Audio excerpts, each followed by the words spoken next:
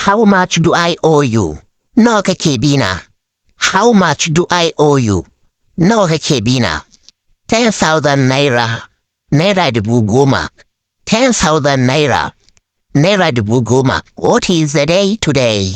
Yau wace rana? What is the day today? Yau wace rana? Can you drive a car?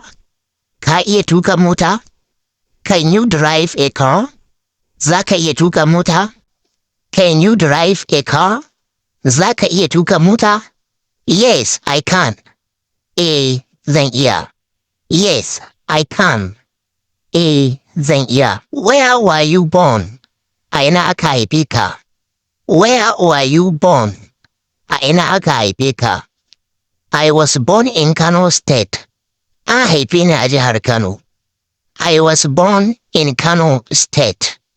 An haife ni a jihar Kano. Are you married? Kana da aure? Are you married? Kana da aure? No, I am single. A'a, bani da aure. No, I am single. A'a, bani da aure. How many languages can you speak? Yaruka nawa kake iya yi? How many languages can you speak? Yaruka nawa kake iya yi? I can speak 2 languages. Yaruka biyu na iya. I can speak 2 languages. Yaruka biyu na iya. When are you leaving? Yaushe za ka tafi? When are you leaving? Yaushe za ka tafi? I am leaving on Monday. Ranar Monday zan tafi. I am leaving on Monday.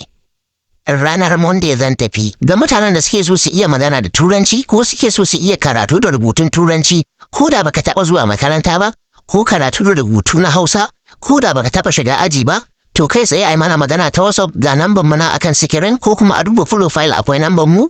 Iya ta WhatsApp ne ake magana banda kira.